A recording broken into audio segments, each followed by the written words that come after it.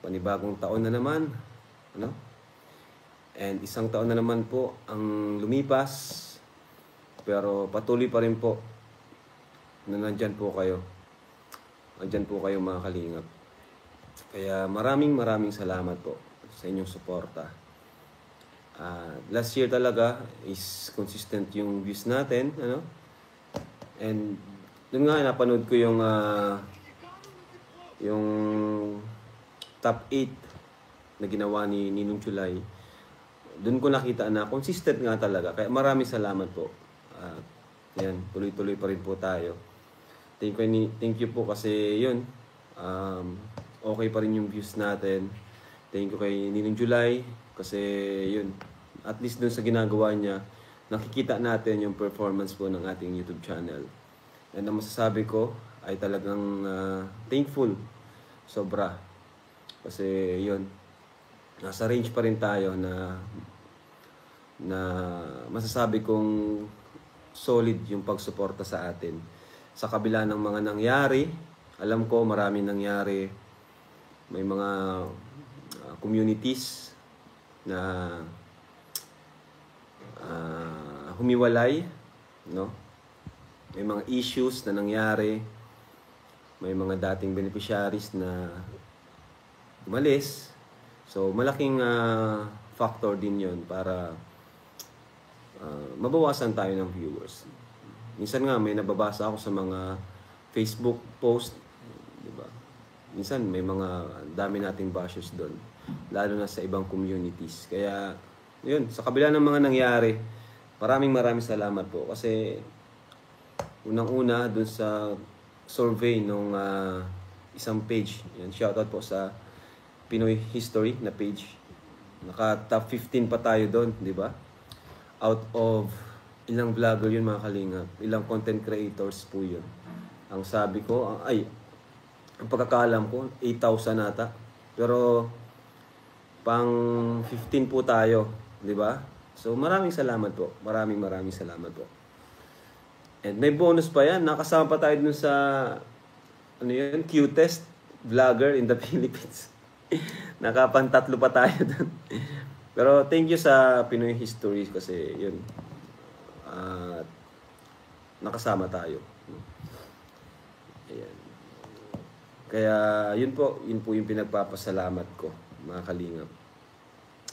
Sa walang sawang pagsuporta. Alam ko yung iba nagpapahinga lang, andyan lang sila kasi may mga viewers tayo na may mga sinusuportahan lang sila or may mga content sila na gusto. Kaya thank you po.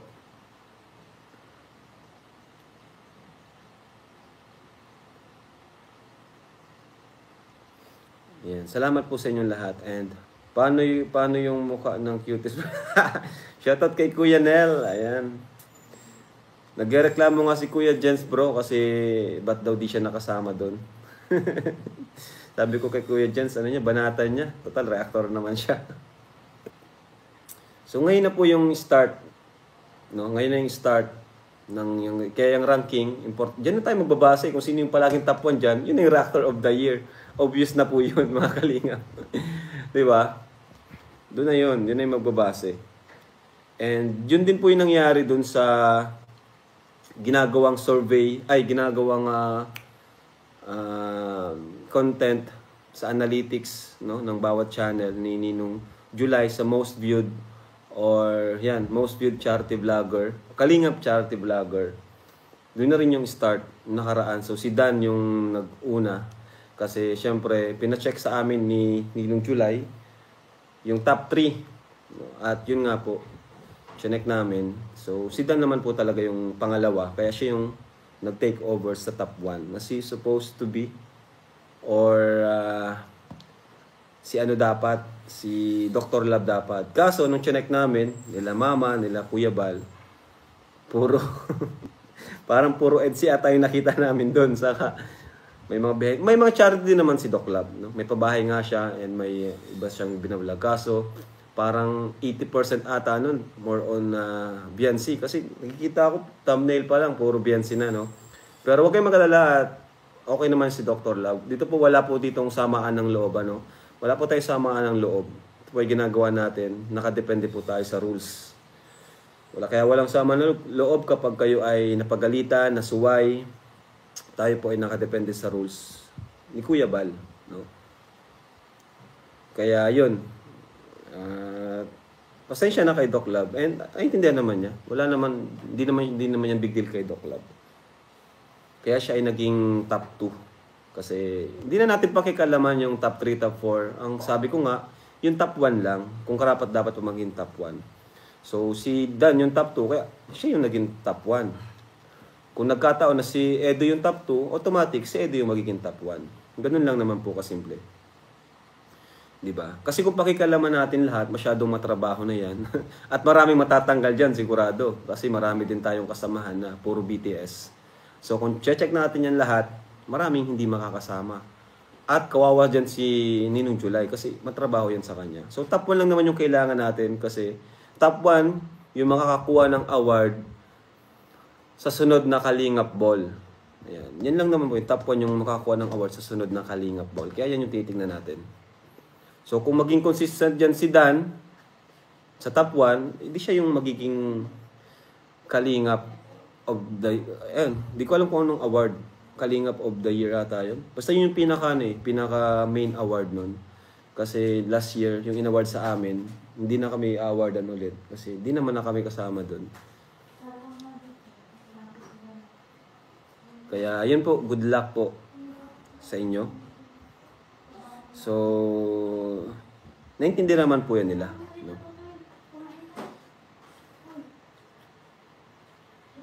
Okay.